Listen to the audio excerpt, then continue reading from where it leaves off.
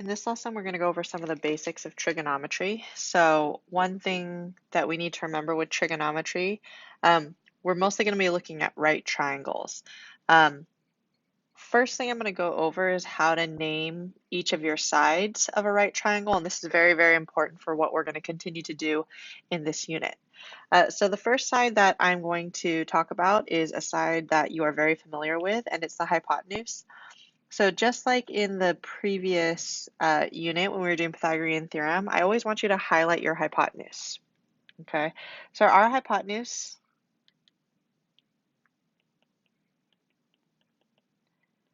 can be identified because it is always across from my right angle.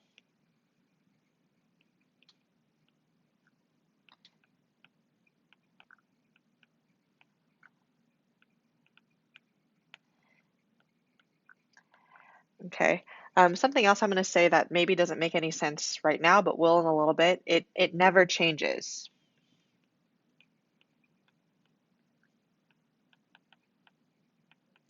Meaning no matter which way our triangle is, the hypotenuse will always be across from my right angle. And I do want you to always highlight it.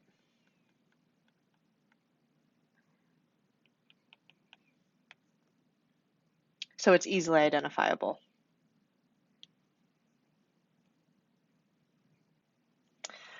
Okay, so the hypotenuse is always across from right angle. It never changes. I'm also going to go ahead and just label it with an H. Okay, so trigonometry is basically the relationship between angles and sides. So there's something called a reference angle, which we symbolize with the Greek symbol theta. So that symbol is theta, and that's the reference angle.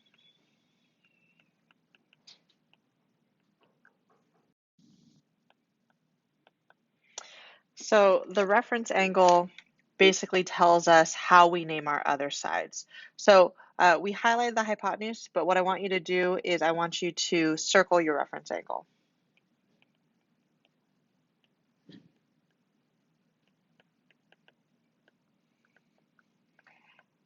So the reference angle will either be given to you, or it's whatever angle is in the picture. So if they tell you to use a certain angle as your reference angle, that's the one that you should use. Or if they don't tell you, but in the right triangle, only one of your angles is labeled, that's what you should use as your reference angle. Okay, so now we name our other two sides based off of our reference angle. So depending on where our reference angle is, that's how we know what the other two sides are called. Okay, so one thing I should say is your reference angle could be down here, but it could also be up here. Your right angle will never be your reference angle. Your reference angle will either be the other two angles. Okay, so since our reference angle is down here, the side that is closest to the reference angle is going to be called the adjacent side.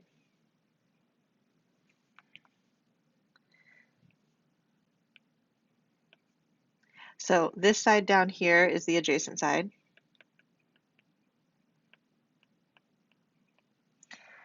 Okay, and it's the side that touches your reference angle, or we can say the closest side to theta.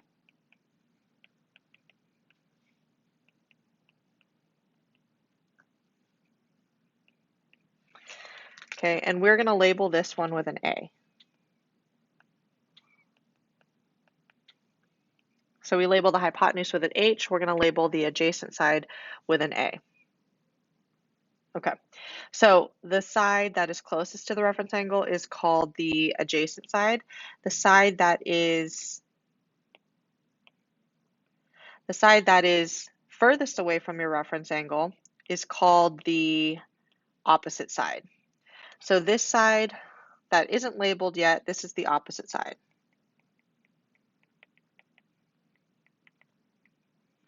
Okay, and it's a side that is opposite to theta. And we're going to label it with an O.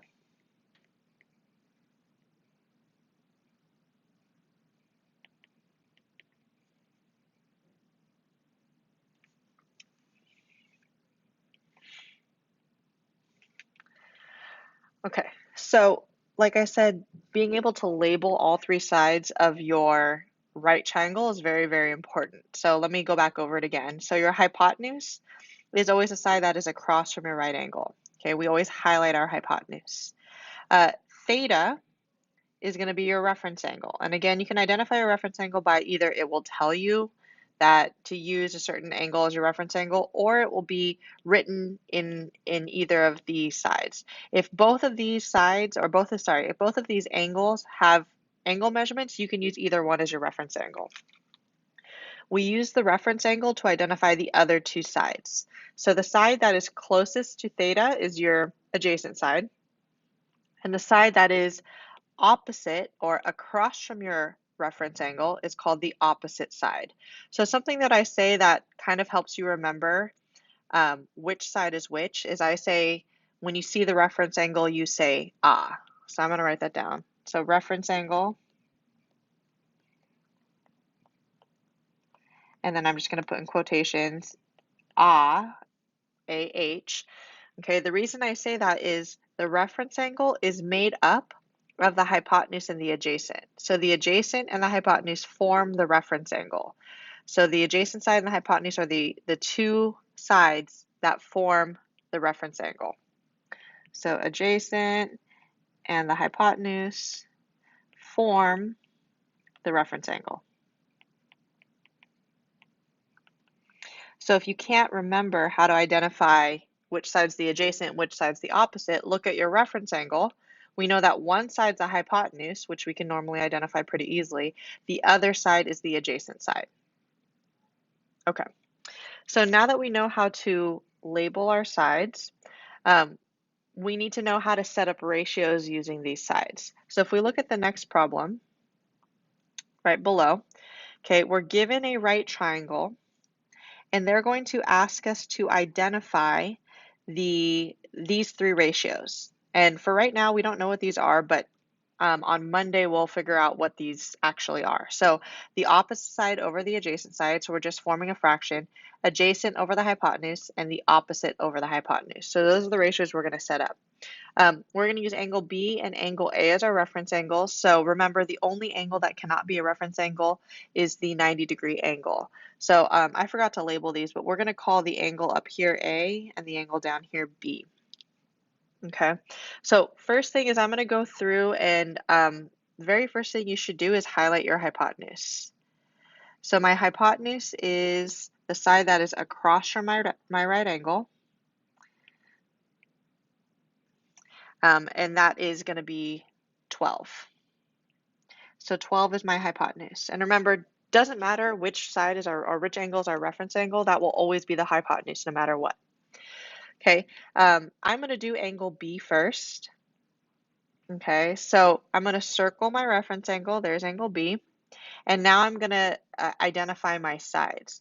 So when we see our reference angle, we say, ah, here's our hypotenuse. That means this side right here has to be the adjacent side. So to angle B, the side adjacent to angle B is this side 10. That means the side on the only side that's not labeled has to be the opposite side. So if you see here, we're missing that side.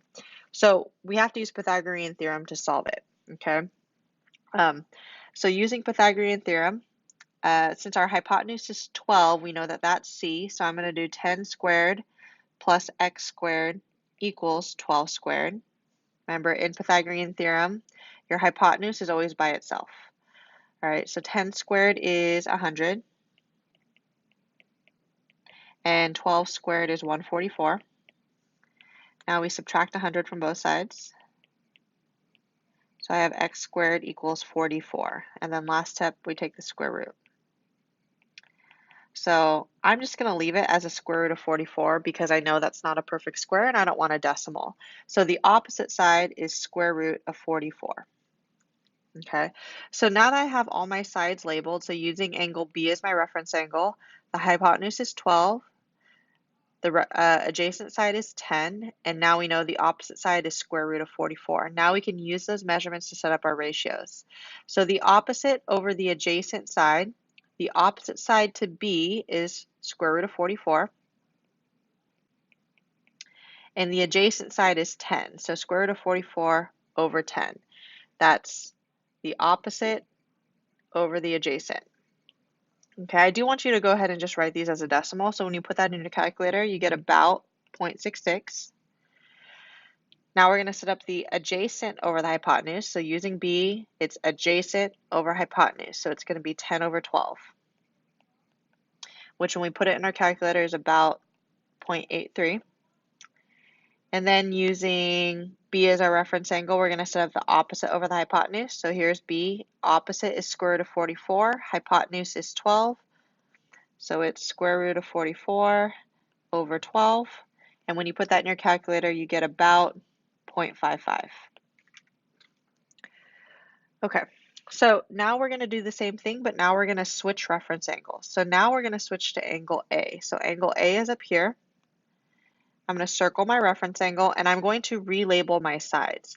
Well, remember that the hypotenuse is always a hypotenuse regardless of where your reference angle is. So 12 is still going to be my hypotenuse.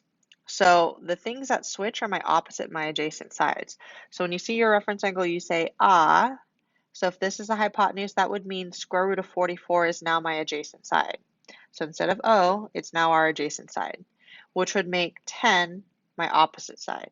So I'm color coding here so that we can see the blue labels are for angle B and the green labels are for angle A. So now that I've relabeled my sides, now I can use my side lengths to write my ratios. So the opposite over the adjacent is going to be 10 over square root of 44, which in our calculator gives us about 1.51. The adjacent over the hypotenuse, the adjacent side is square root of 44. The hypotenuse is 12, which gives us about 0.55. And the last one, opposite over hypotenuse. The opposite side is 10.